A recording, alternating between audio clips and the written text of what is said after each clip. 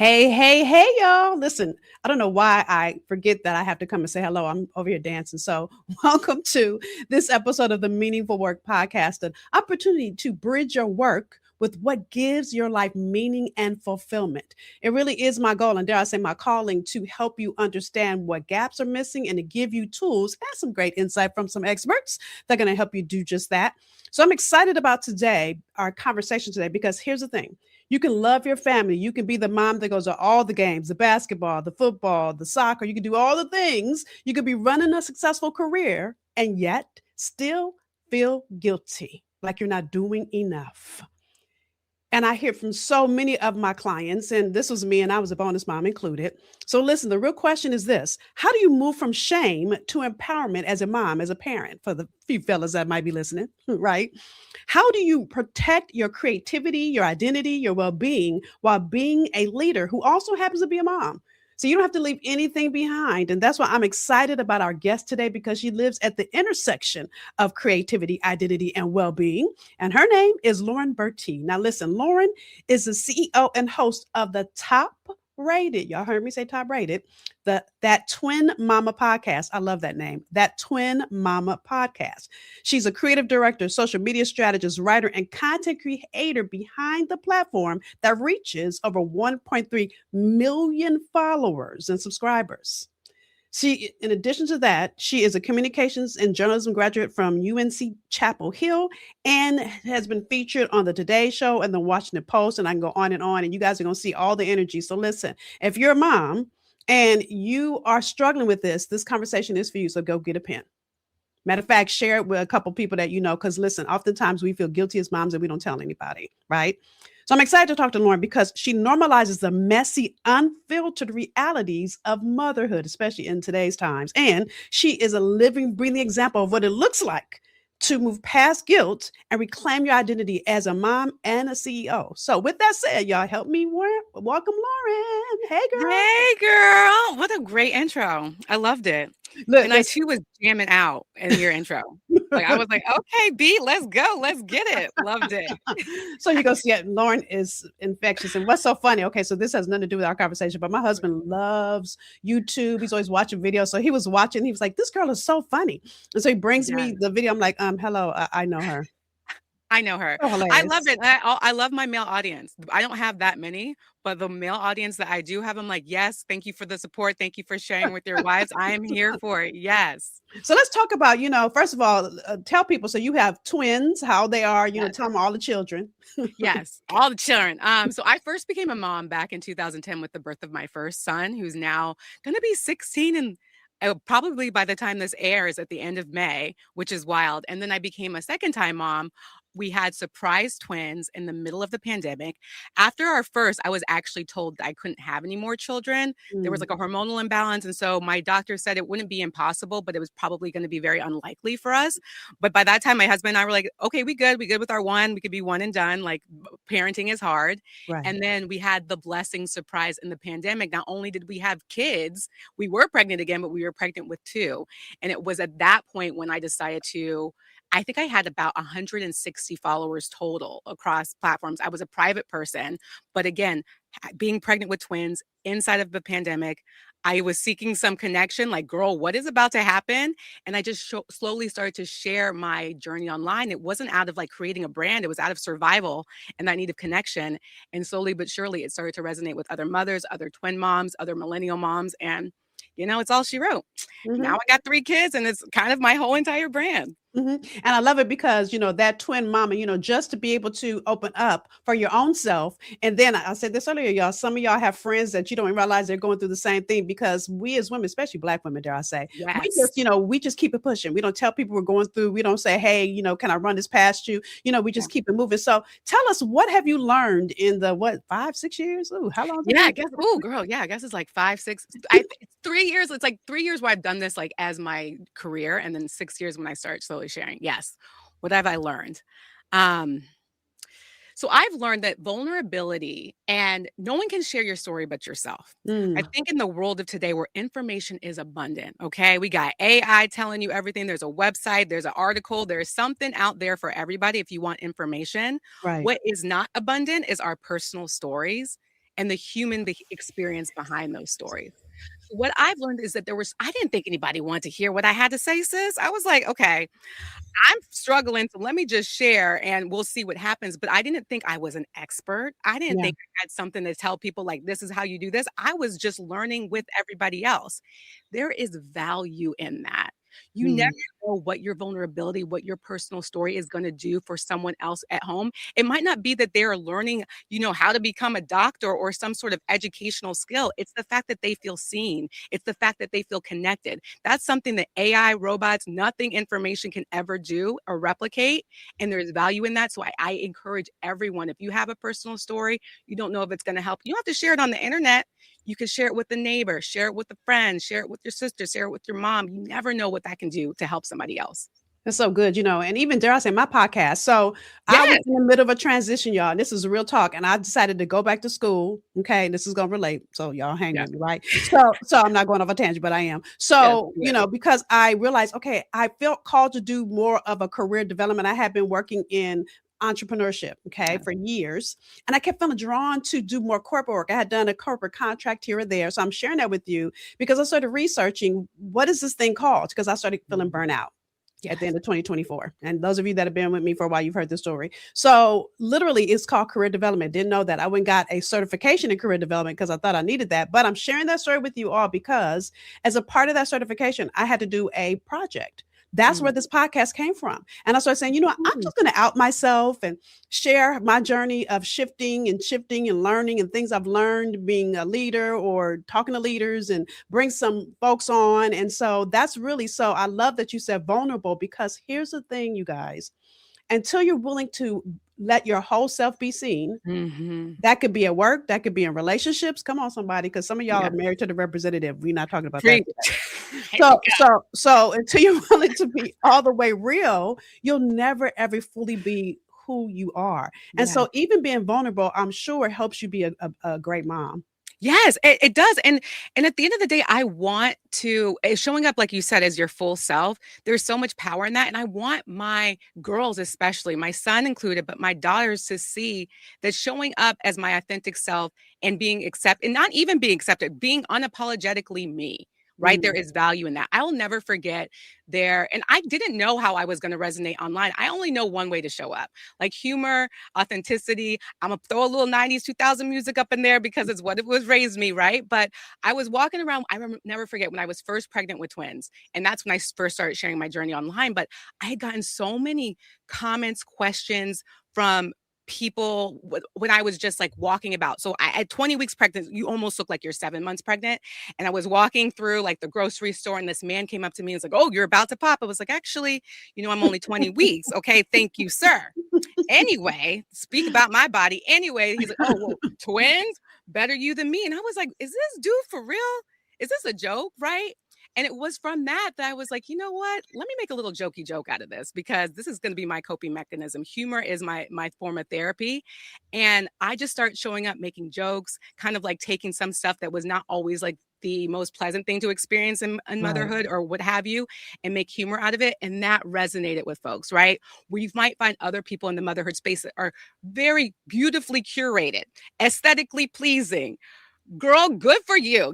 Teach me how to make the sourdough bread because I don't know, sis. Like do that. But I'm never going to be able to show up that way online. It would be too hard. It would be exhausting. And can I I would just be say, burnt out. Yes. I think you and the messy normal, right, or whatever Yes. you would call it, gives people permission because you don't have to be perfect. Listen, I remember No. I was on a live one time and I had forgot to comb my hair. And listen, I'm transparent, and so I'm so concerned about going live because I told people I was going to go live at a certain time, right? So I get on live and I go, "Ooh, y'all, I forgot to comb my hair." Yeah. Right. And so people are like, "Oh, Nicole, you funny." I'm being honest. And I Be said it honest. in. I've been talking for 15 minutes and none of y'all said nothing.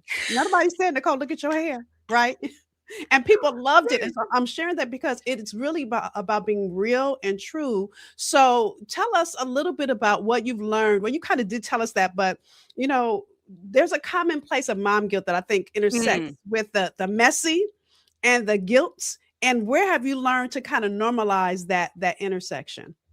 Yeah, I think that So mom guilt is something that we all experience. I mean, it's just if you were a good mom, you are experiencing mom guilt. So shout out to you for even feeling that. It's not a productive feeling, but the fact that you feel that means that you really care about your kids, right? Yeah, yeah.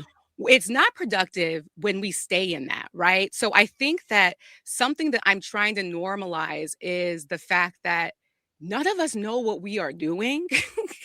And Mhm. anybody that comes on this platform and says, I know how to raise the perfect child, listen to A, B, and C, girl, run. Do not listen to that person because they're crazy.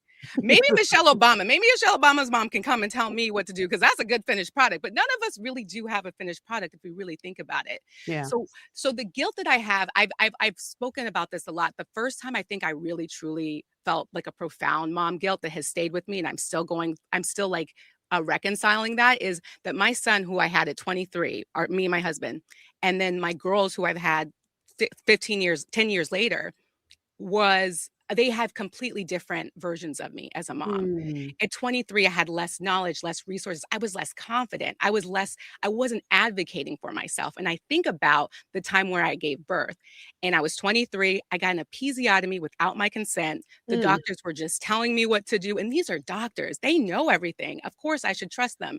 I wasn't listening to my body, right? mm, Fast forward to my twins. They were telling me how I should have my birth experience, a C-section, which is fine. However, I felt in my body that I could give a vaginal birth. I advocated for myself. I found a doctor that could listen. And I had one of the best births that I could ever experience. So this is all to say, I had guilt about that mom I was. But now I can mm. look back at her and see her with grace and know that I did everything. My intent was to be the best mom I could with the tools and resources I had at that time. So you can reflect on the guilt that you have, be self aware, reflect on it, but turn that guilt into grace and self awareness, move forward. Don't stay in that, sis. Okay. There's something to learn from it, but it's not a helpful feeling.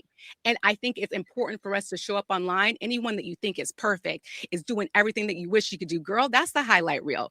Understand they don't know what's going on all the way. They are not perfect. And understand that your gut, your intuition, and what you know right now, you have everything you need. Listen to that voice and kind of move past the guilt and That's you'll be so better good. for it. Yeah. So good, so good. And I think the most powerful thing about what you talked about is who you were then, who you are now, right? Mhm. And you've learned some things and become a different version of yourself, right? Yeah. So, and I'm a bonus mom. I don't call myself a stepmom. I consider myself a I bonus love added it. blessing, I love right? it. So, there have been times that I've done some things wrong with my stepkids, right?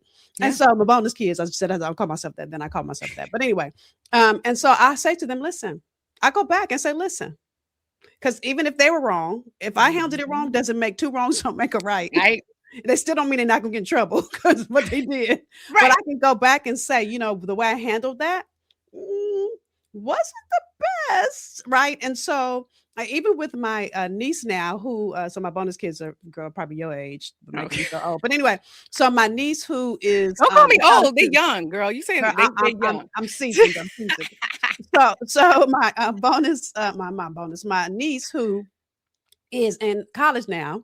And literally, when I'm talking to her and hearing her go through things and helping her process things, and I think that vulnerability is so important because there are times when I have a conversation with her and I'm like, let me call her back. You know what I said to you yesterday, girl? Mhm. That might not have been. And so I think even for them as they're growing, when they see you being vulnerable, it gives them permission to be vulnerable. And Yes. so her mom was saying, well, how come she always tells you stuff? Well, because I tell her when I do stuff wrong, I call her back or what have you. I think because I'm vulnerable, she feels more. Well, first of all, not her mom, so she don't get in trouble with me as Right. much.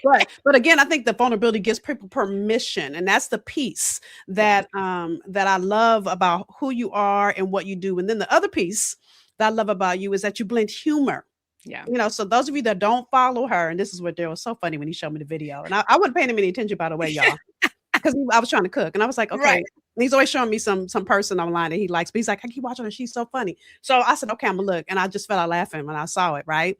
And Yeah. so I didn't. Now, mind you, I knew you for a while, didn't know you were doing that. I knew Right. about my twin mama, but I didn't know about the funny part, right? Yes. I Yes. love how you blend humor into parenting conversations, and so how do you think the storytelling part of you has really shifted how you can connect with audiences as a mom? Yes, okay, so I will always say that if you are interested in getting into content creation or any sort of creative element, you gotta be able to tell a story. From the beginning of this conversation, what is your personal story? That people can't replicate. So I think music can tell a story. I always find it so fascinating how I will take a line from a song that's intended to be about like a romantic partner or what have you. I'm like, oh, this could be about a helicopter mom, or this could be about a messy day in parenting. Figure out the story regardless of it's if it's a deep, very serious thing that you're saying talking to a camera, or Mm, finding the humor that resonates with an audience that tells us a similar story. I think laughter is something that trend laughter and music can transcend all languages, different backgrounds. If you can find some way to make someone laugh and find the humor in a situation, it tells a different story than if you're taking it completely serious or trying to give some sort of really deep advice. It gives the yeah. advice, it gives the perspective in a way that I think is so refreshing. And for me, laughter is my therapy. So I'm gonna always find the humor because I mean, I always think it's better to laugh than it is to cry. It's good to do both, but I be laughing so I don't cry. And so finding the humor, making people laugh. My intent is to inspire through authenticity and joy and laughter. And so I just try and show up every day and do that. And I love, and we keep saying authenticity, but I love how you are all of you without Yes. apology. You know, you're the silly you, you're the mom you, you're the CEO you, you're the intellectual you, and you could be all those things without having to leave anything behind. Where did you learn that? That is a great question. I think that took it it took really becoming confident and proud of who I am, all of Mm, little Lauren. A lot of therapy, girl. You know, I be going like talking to little Lauren, like 7-year-old Lauren, like, and I always think about this on days that I feel down or that I'm not being enough or doing enough. I think about little 7-year-old, 8-year-old Lauren, and she would be so proud. She'd be like, girl, mm, you just made your own dinner wherever you want it. Like it could be the littlest things. You can drive. Whoa, you can, or you're, look at your outfits. Like it could be the smallest little wins, and she would be proud. And I mm, remember who she was. I was always making folks laugh. I was always writing. I was doing poetry. I was making up songs at a very young age. And it wasn't until, I don't know, maybe it was the pandemic. Maybe it was like giving birth to daughters. I'm not sure what it was, but at some point I was like, embracing that creative side. My corporate job at the time was completely opposite. I was the leader of the learning and development team on recruitment at a nonprofit. And so it was just very serious. I would have some creative elements but not fully embodied it, but I always tell people, especially in motherhood, sometimes we forget our hobbies. Sometimes we mm, forget what we loved to do when we were little. We're, yeah. whatever that was, you don't have to go full on and you got a whole life that you got to live, but maybe nurture it. If you were the girl that loved to cook, maybe start taking a cooking class, do that for fun. If you were the kid that loved to like, mix up and get dirty on the playground or go camping, be outside, make sure you're going on a nature walk, sis. Like just do Mm, whatever it is that nurtured that little you. So I didn't really learn it. I just started to remember her and I just mm. brought her to the forefront, if that makes sense. Oh, that's so good. And so, as you're saying that, what's coming to mind is how are you now holding that space for your kids, right? Yes. How are you now making sure that they're honoring their little self, even though they are their little self right now? Yes, yes. I think something that motherhood has really taught me is just remembering how to play. And Mm, I'm grateful because I have a supportive partner that enables me to be able to play. Because if you're in the survival mode, y'all, we ain't playing. Like, you know what I mean? Like, real talk, some days you ain't playing, you just trying to survive and get to that next point. But if you can do those moments where you slow down and you look at your children and just remember how to play, like how they play make believe, how my one daughter Shiloh is an amazing artist. She will mm, sit and color for hours, and I'm not going to rush her if we got to go somewhere. And sometimes we got to rush them, but I'm going to make sure I nurture that. I'm going to make sure that she gets to play with all different types of things, color as long as she wants. Seeing that my daughter loves these outfits, my other twin A, she just loves dressing up in like whatever way and like being girly, making sure I nurture that. Just seeing your kids and remembering and trying to remember that little version of you and what you needed at that time. I think a lot of times as millennial parents, Gen X parents, whatever you want to call it, we're also reparenting ourselves and mm. remembering maybe what we needed in that moment when we were those ages. So I just try and nurture that and I make sure that my kids do the same. My son loves being outdoors. He likes to build a fire and be camping. Girl, bye. I ain't gonna join you, but I'm gonna give you an avenue so you can do that, bro. You know what I mean? Right. You just made me laugh. Yeah, I was having this conversation with somebody the other day that has boys, right? And Yeah. as if you don't have a brother, and you didn't grow up with any boys or men in your life, then all of a sudden you have a boy, right? And so I think I was saying this to my husband. Oh, he was saying that once his mother just left. So my husband is a twin, and then he has a little brother. And one day his mother just left. She was like, "I can't do this anymore." So she left, and her husband couldn't find her. She was like, "I can't. I need a break." Right. And so we were laughing about it. But I said, "Here's the thing, Daryl. Boys, like my nephew, this is my niece's brother, by the way, that I was just talking about. My Yeah. nephew used to bring like bugs in the house, like, look, auntie, and I would freak out. And so my girlfriend, this is my best friend's kids, by the way, Yeah. she would say, until you stop freaking out, he gonna keep doing that. He's Mhm. doing it because you were freaking out. And Yes. so learning the nuances of a boy when you've never been around boys when you're growing up is a whole difference. So I love that you said he loves to be outdoors. And listen, I'm Yes. not an outdoor girl either, girl. So I feel you on that. But Yes. I'm gonna put you in Boy Scouts or wherever I gotta Yes, do so that's we what could he be said. outside That's and I what he don't have to said. be there. Exactly. I And love I'm gonna it. love you for that. Good for you. You do that.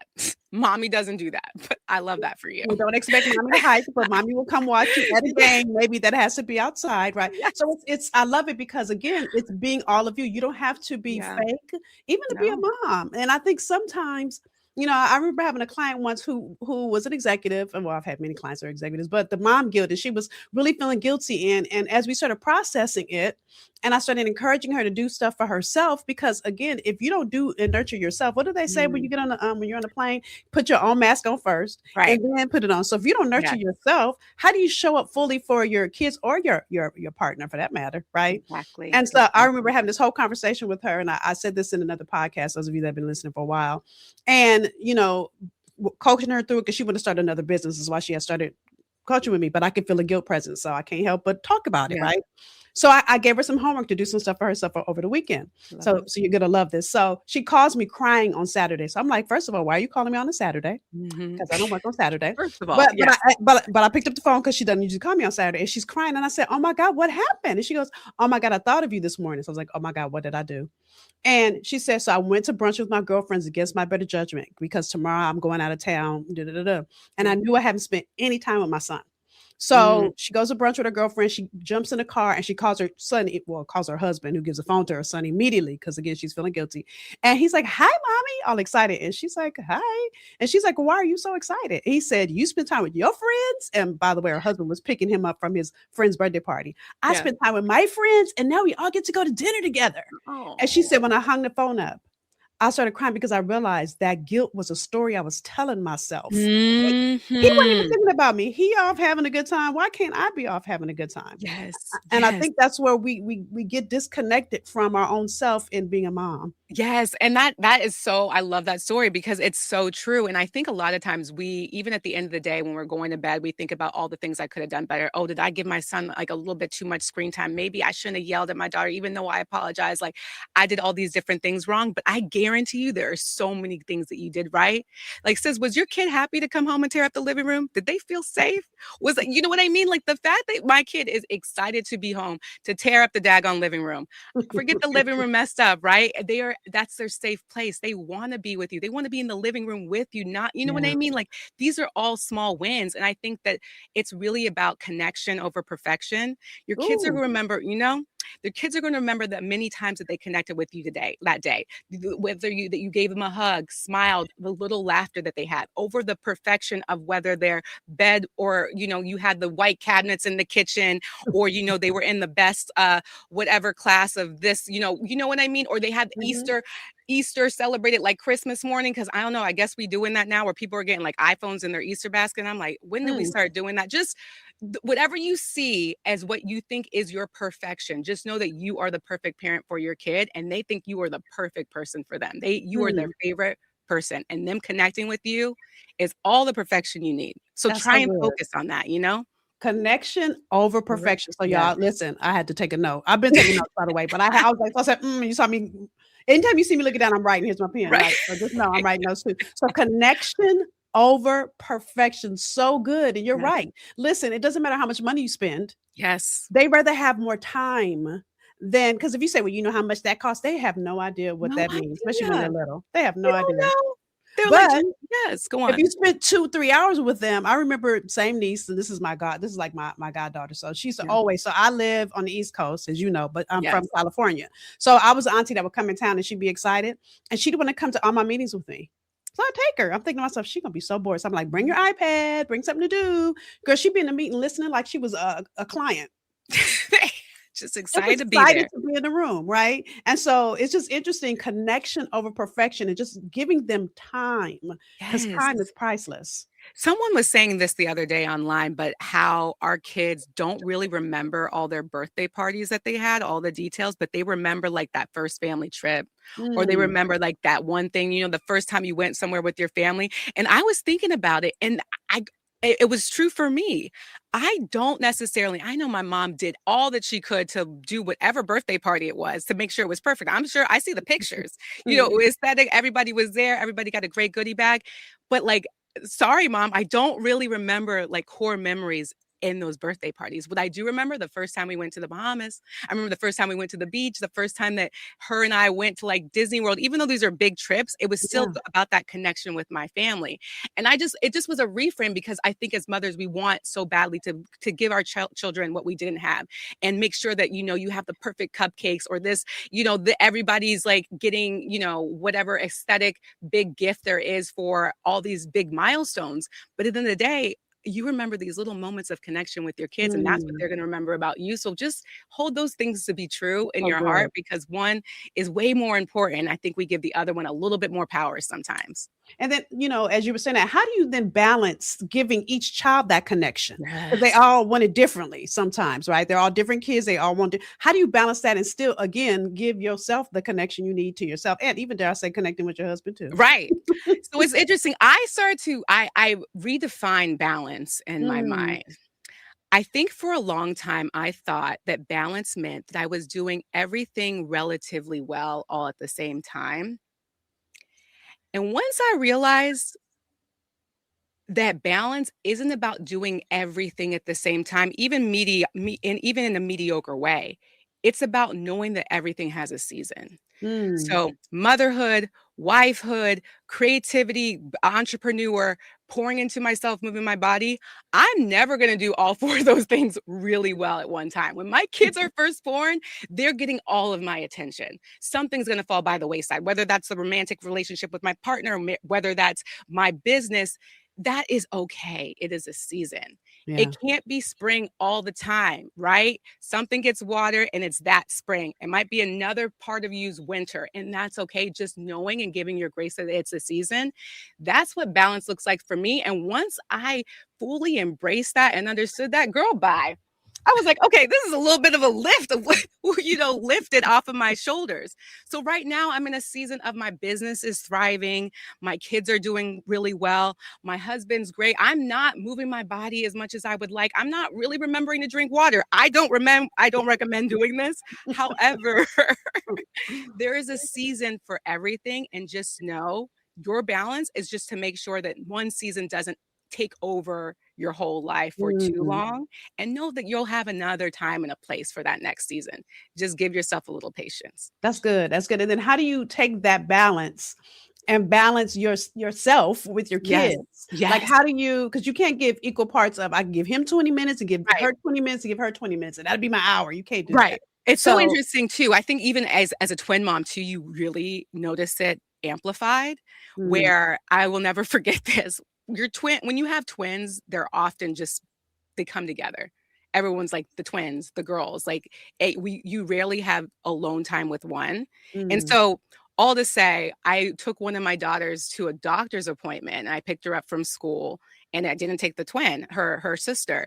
And mhm, I'll never forget her. She's going to a doctor's appointment, okay? She's about to get a shot or something, just not something that's a pleasant experience for most kids. mm, She was so excited because she's like, "Mommy, this is a mommy and ever day. We get to spend some mm, time alone." And it was in that moment that I realized how how intentional I need to be about giving time to each kid individually, not just for my teen, right? yeah, Teenagers, twins, toddlers, what have you, but understanding, I think the twin part amplified the fact that they rarely get separate intentional time with just mom, just dad, and how truly valuable that is. She's going to a doctor's appointment and she's Yeah. excited. Now, I Yeah. only have so many hours in the day, like you said. So I give myself grace and I tend to, I don't know if this is great advice, but whoever needs me the most is going to get the most attention in that season. Yeah. If my son's going through something in his Yeah. teenage years, That's he gonna real. get the most attention. If my one twin is going through something, she's sick, it's kind of that's what I go to. So squeaky Mm. oil gets the wheel. I would love to move to a point where I'm intentionally budgeting my time in a way that's very Yeah. great and well-rounded, but I'm gonna be transparent. I ain't got there That's yet, not but real. But that's not you know, real. I don't think you'll ever get there because I don't listen. And, right. and here's the thing too, as you were saying that, what one of my greatest memories, going back to connection over perfection, y'all. Yes. Greatest memories of my daddy's, he would take me out on dates. Yes. So, and he would call them dates. And it might be like, go get some ice cream and be home in 10 minutes. It wouldn't be like, Yeah. we go into a nice fine dining restaurant. It was never that. It was like going to the park and I'd be skating and he'd be walking while I'm skating and he'd call it a date. Right. Yep. And so because of that, when I grew up, my intention in dating, my husband teases me to this day that I'm spoiled. I am. Your point. And But again, it was because of the connection that I had with my Yes. dad, and it really blossomed and grew. And so I love hearing that, for you, and then for the listeners out there, find that connection. Again, Yeah. it doesn't have to be like a whole full-on hour every, It doesn't. but whatever they need in that moment. And I love how you said some of them are going to need more at other times, and that's real. And you give them that time they need when they need it. Exactly. So good. Love So it. this has been such a great conversation. I hate to say that this is, we get to the end. So I know. is there anything that we didn't get to talk about that you'd like to share with our listeners? I'd like to share, and this is probably given what I do in social media, this is probably not the best advice for what my profession is, but it's real, okay? Because I'm on the internet a lot. I'm on social media. So I want our listeners, especially in motherhood, there's so much noise, right? And we outsource a lot of what we already know to be true to Mm, strangers on these little apps. mm, Okay. So and I just want folks to know, if you are consuming something that's a trigger to you, is making you feel more guilty, and you don't even know why. It might be just a mom that showed up for 30 seconds and her house is gorgeous and you feel some type of way after. Take a little break. Block them. I'm just the mhm. things on social media is literal real estate of your brain. Be Yeah. mindful of what you consume.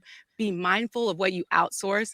At the end of the day, your voice is the most important one that matters. So I just want to remind you, you be who you think you be, and don't always give your power away to people you don't know on the internet. But follow me though. Please follow me. Yeah, and we're gonna put the link down in the show notes. Yes, and you can listen to my Twin Mama podcast. So I love that. Love that. And here's the thing too. You said this earlier. Most people are posting their highlight reels. They wait and make it perfect, right? And listen, I do this sometimes too. So I'm out myself too, because I'm like, Right. ooh, is my hair looking crazy? Sometimes I don't care. Right. Right. But Exactly. most of the times it's their highlight reel. So you're seeing people who, like, I remember one woman said that she had just built a house, and then I saw another post and she said something else. I said, so she just contradicted herself. So that really She wasn't a lying. house, that was a picture of her house, right? So be mindful that you can post anything and tell anybody anything, right? Exactly. That's And so that good. connection over perfection goes for everything. It goes for your kids, but it also goes for you, girl. Connect with the grass. Go outside. Look at you and what the things that you got in your own garden. Don't be worried about them over there. Nobody's perfect. All right. Connect. Real connections matter way more than the fake ones.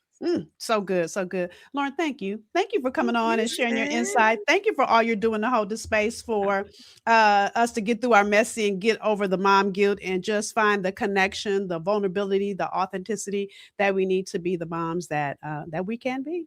Absolutely. Thank you for having me and giving me this platform to speak on. I'm glad that you had me. We got to do it again. Yes, for sure, girl. Of course, of course, of course. So thank you, girl. Listen, I'll start talking and we'll keep going. Thank you, girl. I know. So with that, listen, you guys know what I'm going to say. So many great nuggets that Lauren gave. So if you're dealing with mom guilt, I want you to out yourself and say, "Is you talking to me?" Number one. Number two, share your takeaways. Listen, I want to hear from you, whether you send an email, whether you post a comment in social media.